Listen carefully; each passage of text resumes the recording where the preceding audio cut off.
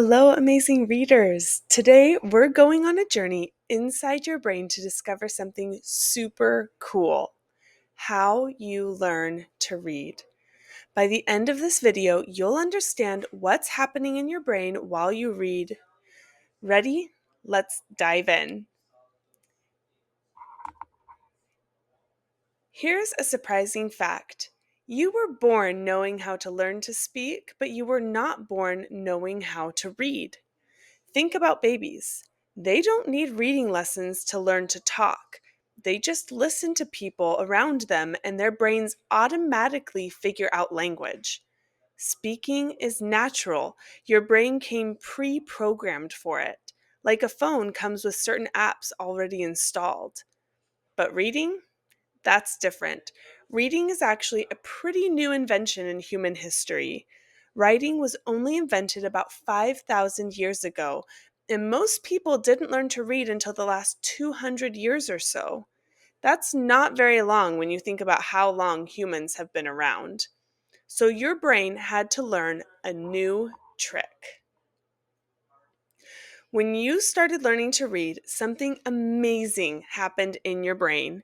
Scientists discovered that a special area became active. They call it the letterbox area. The fancy scientific name is the visual word form area, but let's just call it your letterbox. This letterbox is located in the back left part of your brain. Before you learned to read, this area was used for recognizing objects and shapes. But when you learned your ABCs, your brain said, hey, I can use this space for something new. Your brain literally recycled a part that was meant for other jobs and trained it to recognize letters and words. How cool is that? Your letterbox learned to spot the difference between a B and a D, and it got really fast at recognizing whole words. But here's where it gets even more interesting. Reading doesn't just happen in one spot. Your brain is like a team, and reading requires 4 different players working together. Let me introduce you to the reading dream team in your brain. So first, we already talked about the letterbox as player number 1. Player number 2 is the visual cortex. This is located at the very back of your brain. Think of this as your brain's camera. When your eyes see letters and words on a page, the visual cortex is the first to receive that information. It says, hey, I see some marks on this page. Let me send this to the letterbox to figure out if they're letters. Without your visual cortex, you couldn't see the words at all. Player number 3 is sound, or the phonological area. This area is on the left side of your brain, kind of toward the top. Phonological is a fancy word that means having to do with sounds. This is where your brain stores all the sounds of language. It's the part that knows that the letters C-A-T makes the sounds K, A, T that blend together to say cat.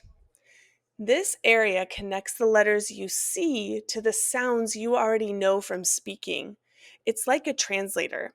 It translates written letters into the sounds of speech. When you are learning to read, you spend a lot of time sounding out words. Remember that? That is part of your brain getting stronger and faster. Player number 4 is the meaning area, also called the semantic area. This area is also on the left side of your brain. Semantic means related to meaning.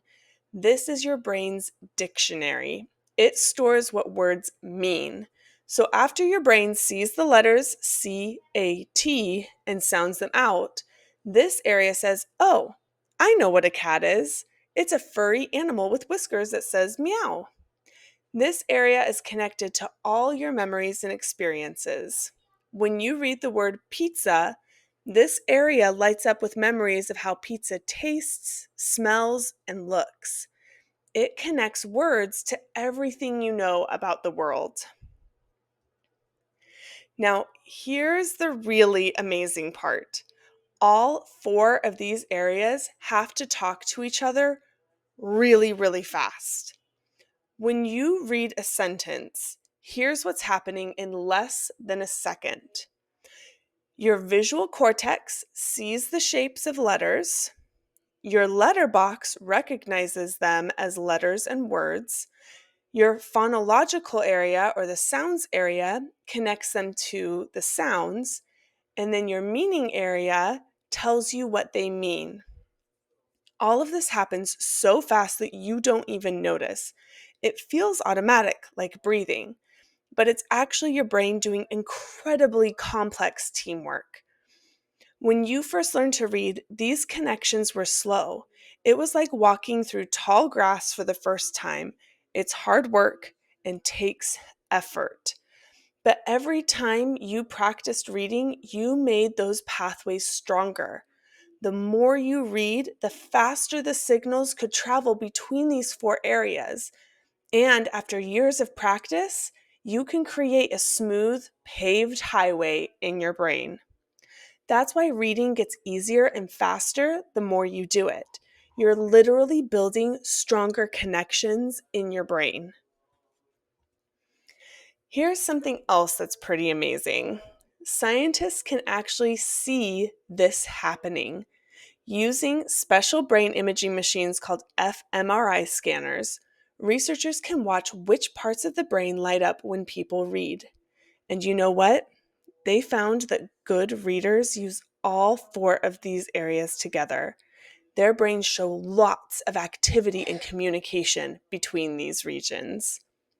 People who struggle with reading often have one area that's not connecting as well with the others. But here's the good news. With practice and the right instruction, brains can create new pathways. Your brain can actually rewire itself. Scientists call this neuroplasticity, which just means your brain can change and grow throughout your whole life. So, what does all this mean for you? Well, every single time you pick up a book, you're not just reading a story, you're training your brain. You're making those four areas work together like a championship team. The visual cortex, the letterbox, the sound area, and the meaning area, they're all getting stronger every time you read. Reading is like a workout for your brain. And just like athletes need to practice to get better at their sport, readers need to practice to get better at reading. So let's review what we learned today. First, your brain had learned how to read by recycling parts meant for other jobs. There are four main areas of your brain that work together when you read: the visual cortex, which sees the letters, the letterbox, which recognizes the letters, the sound area that connects letters to sounds, and the meaning area, which tells you what words mean. Practice makes these connections stronger and faster.